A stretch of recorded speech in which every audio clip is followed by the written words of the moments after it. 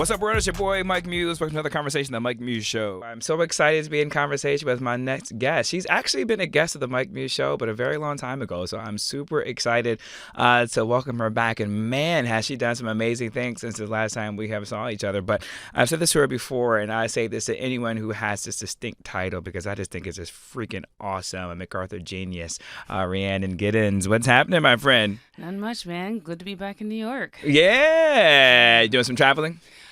Always. That's my life. Yeah.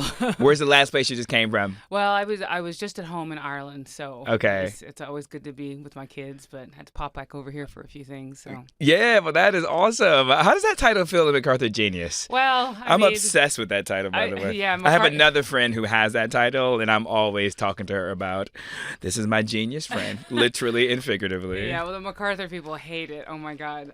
They really don't like it, and they never use it.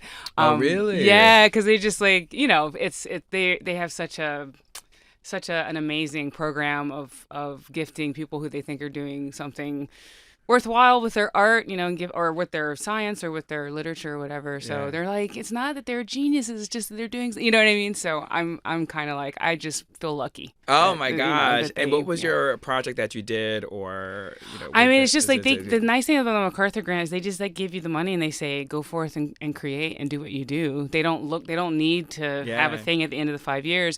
I just did a bunch of stuff that I wanted to do anyway, and I was just like not as poor as I would have been trying to do it. I wrote an opera, finished was able to tour a ballet.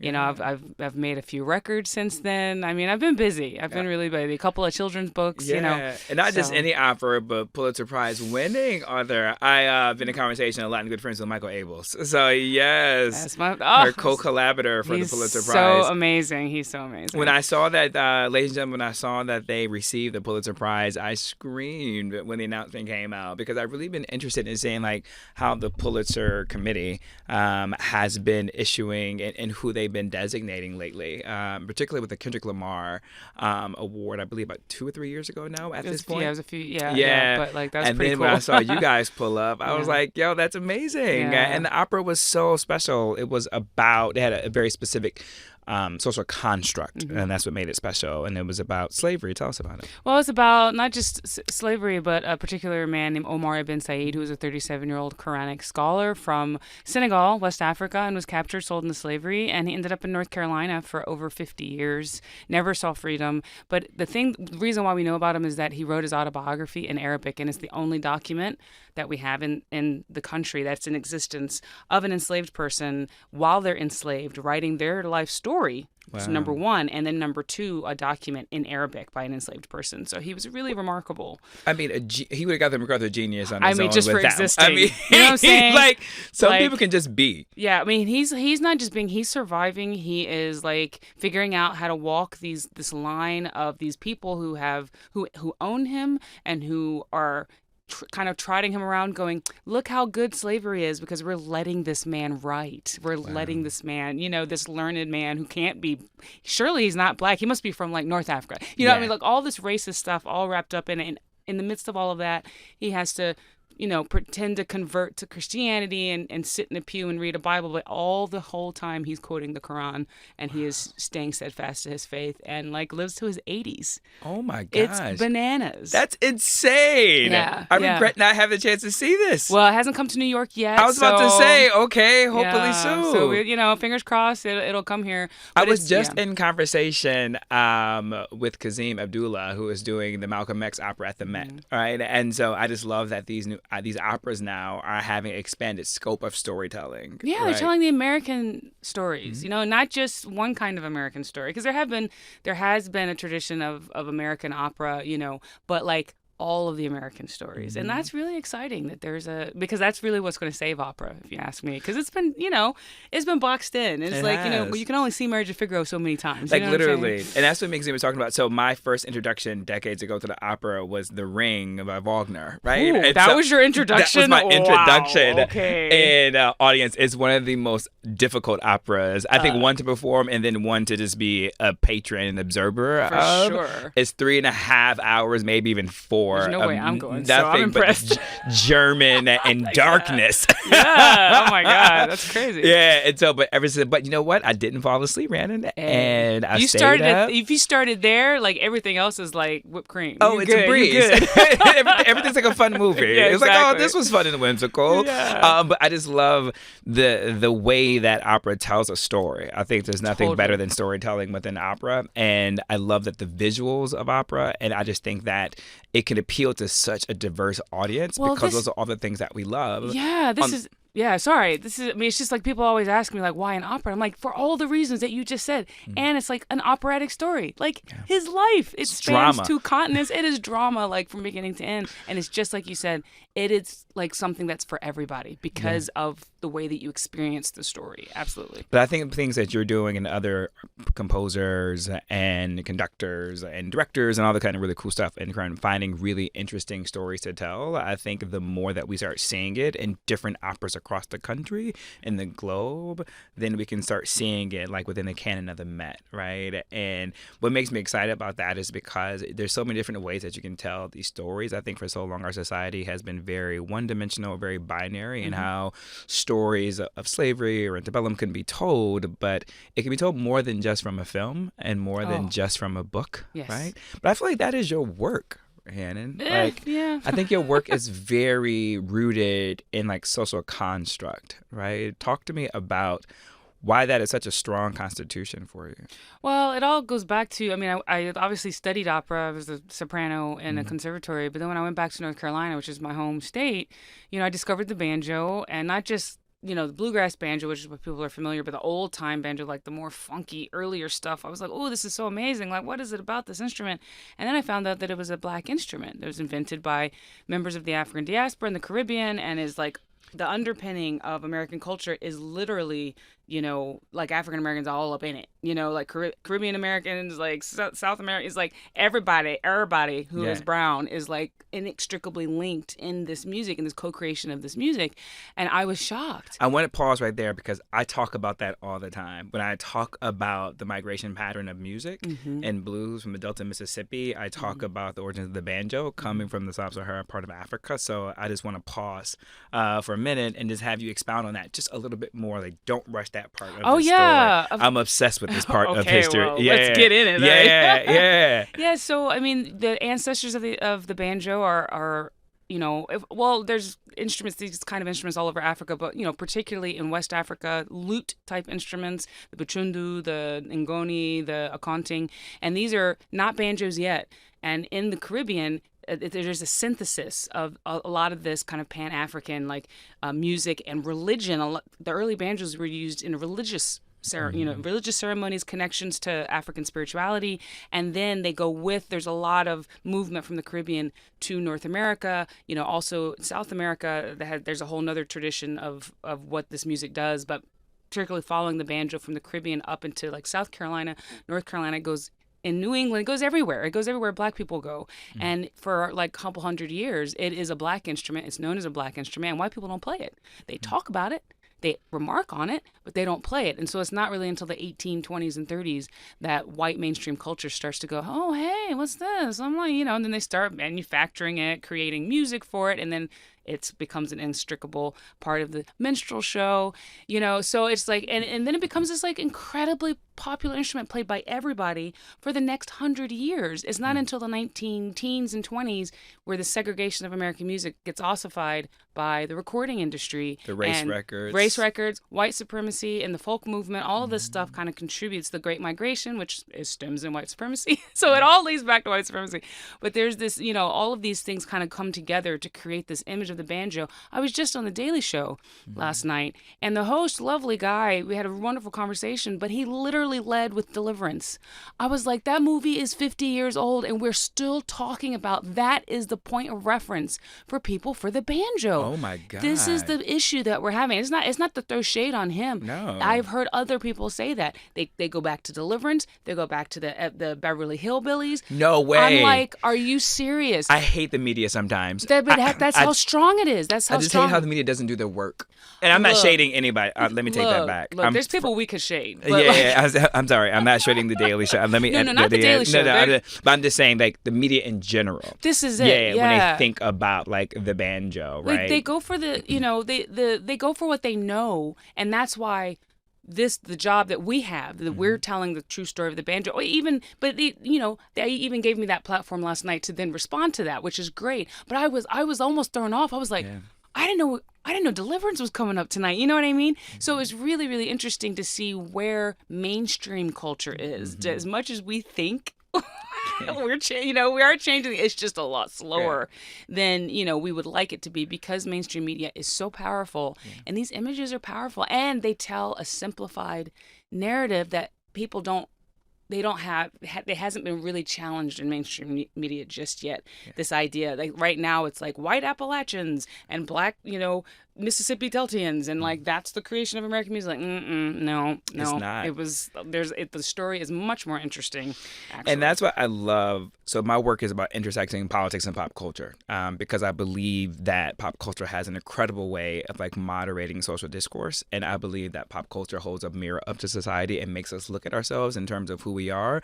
But this is a great representation right now about the power of imagery, right? And the power of how imagery was able to whitewash the idea of the banjo through image and then through song, right? And visuals and recordings. Because what's recorded is what's remembered. What's remembered, and what is acceptable and seen, and who is this for? Yes. Right? And so the questions. power of that, even as we're talking right now, I'm just thinking about, I think that's how, even when you think about the idea of country music and how black folk was the origins of that space, but then now you think about country, and I feel like if we look at black artists in country music, if they have subscribed to that genre, and it's almost they're fighting for a space in that genre, which was originally theirs to begin with. Well, it was originally all of ours to begin with. This is the thing. We can also overcorrect, and it's like there's a sense of black culture synthesizing and syncretizing and doing what black culture does, which is to take in and to do this thing, because that's how we've survived, right? That's how black culture survived, is that it is chameleonic, but at the center of it, there's always this deep, deep connection to, different sort of African ways of being, and I mean, in a gross generalization, right? Yeah. But then the folks that they're sitting next to, poor white people, like from different parts of the globe, right? Because poor white people is not a monolith. You got poor Irish, you got poor Scots, you got poor, Eastern Europeans, you got all these poor people. Poor is the common denominator. So you got all these people together, and there's a cross-cultural collaboration. So something will start with black people having to synthesize European traditions in order to be a string band for a dance or whatever. And then it's taken by the folks next door, and then it's kind of and it keeps going back and forth and back and forth, and it is a cross-cultural collaboration. The thing is that it's class that we don't talk about enough, because that's when you all living together, not necessarily being able to marry each other, even though that's happening too when they having babies and they're doing all this stuff, and then sometimes they say they're white, sometimes they say they're black, sometimes they say they're Indian, and you never know who's who, right? But like the music is truly a collaboration, and that's what's so beautiful about it, and that's why these narratives of division, segregation, and you did this because you're inherently more bluesy, like what does that even mean? You know what I mean? So it's like they're dangerous, because you see the results of it happening today. Like you see the result of people like, oh my God, like saying that Lil Nas X wearing a cowboy hat is cultural appropriation, and you're just like, no, whoa, you don't know your history, and then you're like, they don't. Of course they don't, because all they know about the West is Hollywood. Again, it comes back to media, visuals, and like the power of a well-told story masquerading as history. And this is like what we have to fight. Audience, I hope you have your cup of coffee, because I am enjoying this coffee. I feel like I'm just at a coffee shop with Rhiannon. I literally am drinking my coffee. You'll see this on the YouTube video, but audience, when you listen to it right now, feel like YouTube, just grab your cup of coffee. I love how you leaned into about class, because in particular, you think about poor white people, they're always just describing this narrative of rural, right? And then we think about political identity, and then you think about like urban, you think black, right? But rural is black too as well, right? Absolutely. It's just the class dynamic, right? And so there are individuals who live in these communities who are both black and are white, right? But for whatever reason, we subscribe rural to white, right? In particular, when we're talking about policies, I was like, we all didn't go. Mhm. You know what I'm saying? Like, not everybody left. Like, It's not about the migration, the Great Northern Migration, right? Yeah, yeah. It's like a bunch of people stayed behind. It's like people talk about Ireland. It's like not everybody died in the famine. You know what I'm saying? There's like people still there. So it's like in the South, I'm from North Carolina, and like my two sides of the family, my black side, my white side, you know, because I'm mixed, and they were all from the country. You know, Yeah. like my black grandparents lived out in the country. I lived with them, and I visited the white side, and basically like half an hour the other way in the country. Yeah. You know, and it's just like this idea that there's this huge gap and chasm in between these communities. It's like I felt more comfortable being in the South amongst white people than being in the North amongst black people. Oh. Right, because my culture was working class, rural South. Color doesn't really come into it. It does. You know what I'm saying? It does in different ways.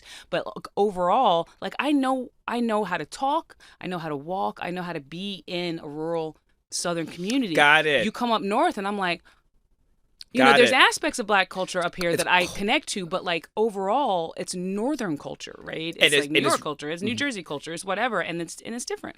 And it's a cultural of expression, Mm-hmm. right? In terms of like how we talk. You know, how we dress, you know, the different things that we do. I mean, even as something, I'm from Michigan originally, born and raised in Lansing, Michigan. And Detroit was such a because it was the biggest city in the state of Michigan, so it was the big city, right? And so it really led like fashion trends. It led like hairstyles and haircuts, right? If you're a black man. And, you know, we were really big on like Rockports and like Kenneth Cole shoes, but then you go and you see black folk in like the New York's area and they're in Tim's in the summer, and I'm just like, what is that, right? And so like even there's so many different regional aspects of culture that we actually don't even give credit to, right? In terms of how different we are. We've like totally forgotten that region and locality is how we've lived for millennia. It's like it's about the people who live around you in your region. That's how music used to be before the national like music industry. It used to be like people were famous in their region. You know, there were sodas famous in their region. Like Cheerwine was a North Carolina soda. You know, it still is, but like it's spreading with Cookout. But like, you know, you couldn't get something that you got in the South in Seattle. It's like Burners, you couldn't get that anywhere outside of like the Midwest Michigan area. Right, and now I literally thought Burners was like ginger ale, right? So I thought they were just one of the same. Like when people talk about ginger ale, like ginger ale, they talk about Burners, right? This is Burners, oh, this is ginger ale. And like I was so confused when I began to travel around the country as I got older. I'm like, wait, no, this is ginger ale. And it's like, oh yeah, because it's like Canadian Dry. I'm like, no, Burners is ginger ale. Right. Just like, don't you understand? Look it up in the dictionary. Oh, it's not in there? Oh. Yeah, it's not. Well, then this has given me more context too as well about your work, the idea of like the working class background and how you were able to engage with Yo-Yo Ma and that group that you guys did, the labor movement. Can you talk to me a little bit more about that? The Silk Road Ensemble? Ensemble, yeah. Yeah, so, you know, when I came on board with the Silk Road Ensemble, which is a ensemble that was started by Yo-Yo Ma over 20-something years ago, and it's really celebrating the cross-collaborative nature of what happens along the Silk Road, in you know, the road of commerce, the road of travel in Asia, between Asia and Europe. And it's like you never meet a stranger, right? So you have all these people from different cultural backgrounds and different musical backgrounds coming together and making music. And it's a beautiful idea. And so I wanted to bring it to America because I'm a very American musician, and it's not to say Yo-Yo Ma isn't, but like the folks he pulled together, you know what I mean? And the idea was really very much rooted overseas, you know, and then the concerts would be here. But I wanted to bring the rest of that story here because like you could look at it in a way that the Silk Road continues from the ports of Canton in China to San Francisco and all the way, right? So looking at it through the lens of and the framework of the railroad, the Transcontinental Road, because who built the railroad? Chinese people, black people, Irish people, you know, other Eastern European immigrants, people who were considered the underclass. They were considered throwaway members of society, and they're not in the picture of the Golden Spike. You know what I mean? They're not in the history of all of the, you know, the corporations that stole native land to build these railroads. And so also inviting indigenous artists to be a part of the Silk Road Ensemble for the first time, and building this program looking at it as you know, not only how do we collaborate from different cultures, like, which is what Silk Road has always done. But then what are the stories that are deeply felt within America that are actually global stories? Because that's the thing, the world is in America. We're always like, oh, it's us versus the world. It's like, no. Actually, the world is in America. Like, other than indigenous folks who've always been here and had their land completely taken for the nation state of America, everybody else comes from somewhere else, whether they're under their own steam or pushed out by colonial powers or pushed out by religious intolerance or whatever. There's a million stories. But it's like, this is what we have to look at, is like, how do these stories also speak to the stories that happened back in Iran, that happened back in China, that happened back in Spain. Some of the folks who've been working with the Silk Road Ensemble for a long time back in India. There's all these connections, and so the railroad is a way to create a framework to then, what these geniuses, they really are geniuses. Yeah. These folks are so talented. Yeah. Creating music that's an emotional response to learning the stories of, like, Standing Rock Reservation in North Dakota, learning about the Chinese workers in California, and learning about, the convict laborers who were just basically standing around somewhere while black and then thrown into the prison and then ending up on a chain gang, right? Yeah. So an extension of slavery. So, like, all of these stories come together and create this ability to then, emotionally make this music that hopefully will touch audiences. So that's the plan. And this is why I love music, and this is why I love culture and pop culture, because it allows to tell history, right, and to moderate history. And the reason I was smiling so big, Rhiannon, in the audience, when you see this YouTube, you see my Kool-Aid smile, is because I really wasn't like, K through 12, I wasn't really a big lover of history. Mm-hmm. Like, it was kind of like laborious for me, right? Like, I would go, I'll do the AP European Histories, I'll do the AP US Histories. And then when I got to college, I did a couple history classes, but I was in College of Engineering. And so we didn't really do a lot of humanitarian based studies. And so I really just was like, history for me was just a checkpoint, right? Like, check it off the box, get the grade, like, move on.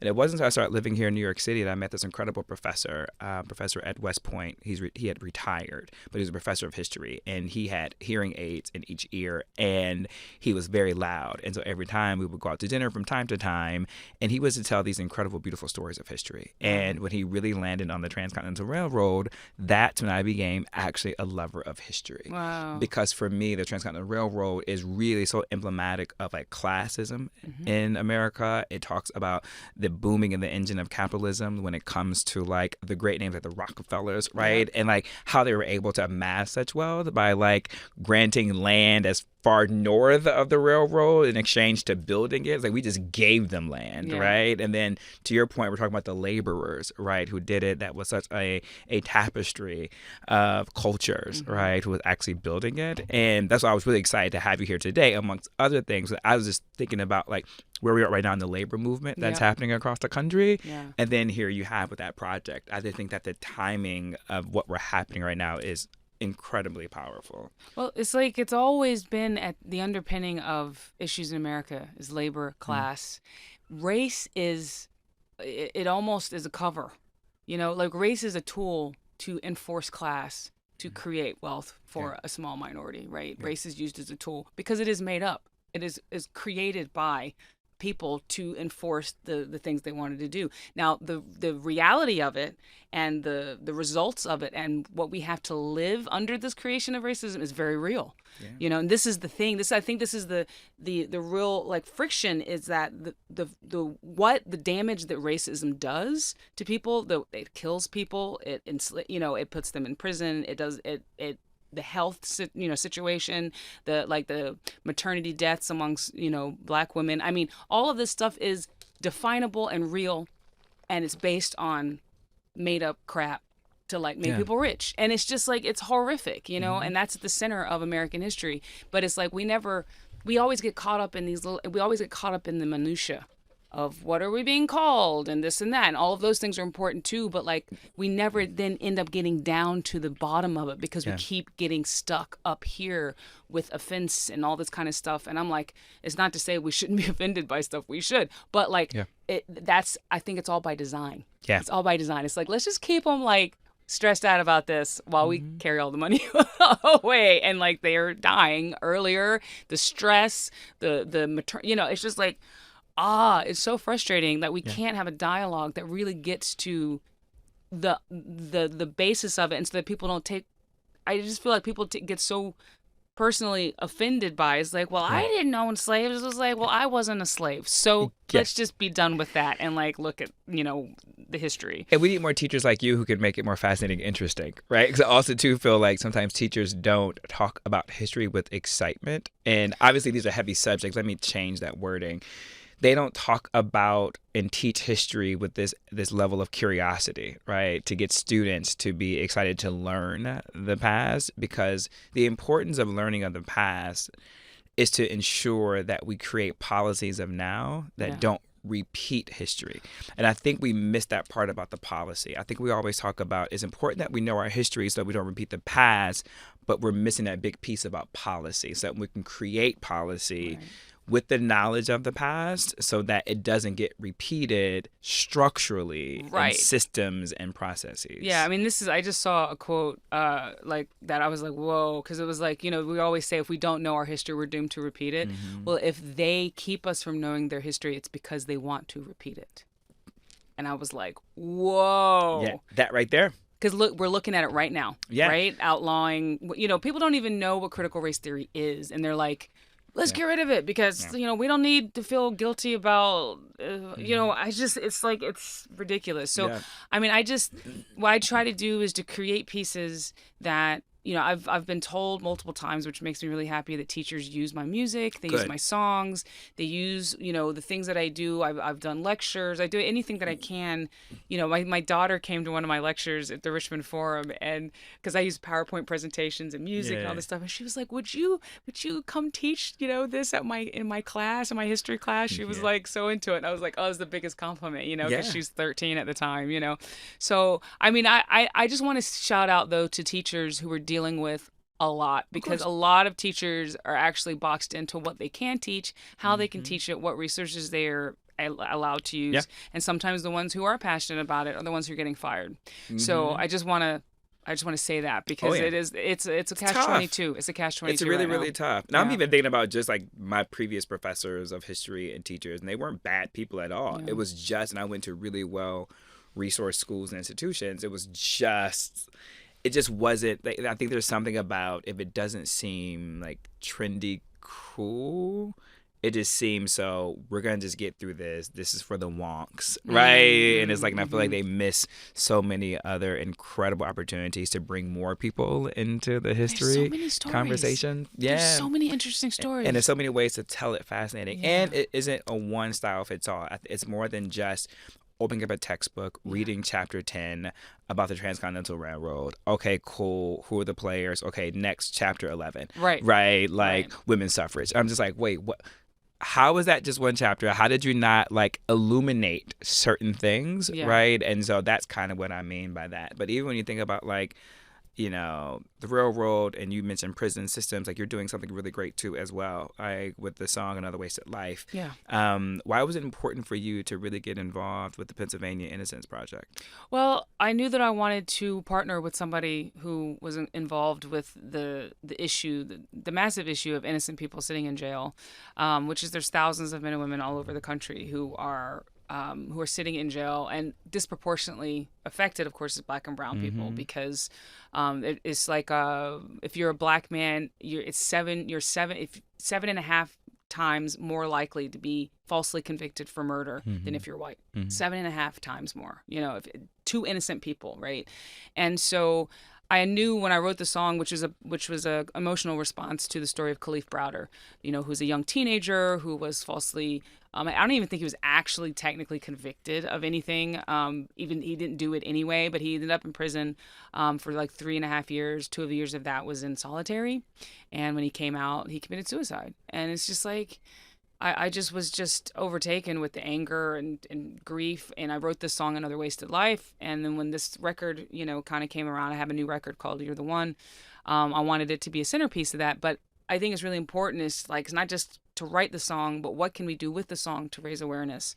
How can I use my platform? Look, I'm not Beyonce, but I have a small platform that I can do stuff with, And so, but it's important to partner with people who are doing the work on the ground. And so we had a contact at the Pennsylvania Project. I also believe in universe gives you the right Yeah. people to work with, And they were amazing, brought them in. We made this video with 22 exonerated men that the Pennsylvania Innocence Project had freed, who were innocent.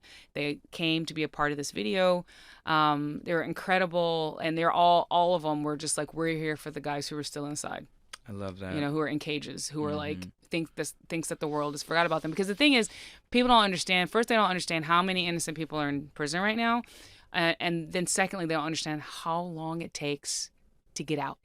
Yeah. Even if everybody knows you're innocent, even if you were yourself in jail when the crime happened, which happened to somebody, and you're like literally, we're already in the system, it will still take you a decade to get out of prison. It's terrible. Rhiannon, I could talk to you all day. Sorry, I running on. No, because you are, what I love about you is the intersectionality of your life, that is history and music, and how you use music to tell the story of history and to raise awareness. And you do it in such a fascinating way. I just think you're an artist in every essence of what an artist means and can't be held to a construct of a genre or medium. Oh, I hate genres. And I think that is just so freaking amazing. So, Rhiannon, obviously everybody can get your album that's out right now. You're the one. But how can people see you on tour or in a lecture? Well, I mean, go to my website, RhiannonGiddens.com. Go to where the video lives, and ways that you can help the Pennsylvania Innocence Project, or maybe an Innocence Project that's near you, because it is a national system of programs to try to help people get out of prison. Because I'm a geek and a wonk, and also to post your history classes on your Instagram when they become available. Well, I do have links to lectures and keynotes, and Nope, I don't want to link. I want to come see you live in person. Well, okay. So let Next us time know. I'll let you know. Thank you for your gift of artistry and history and everything that you bring. Thanks for having me. And audience, until next time. Peace.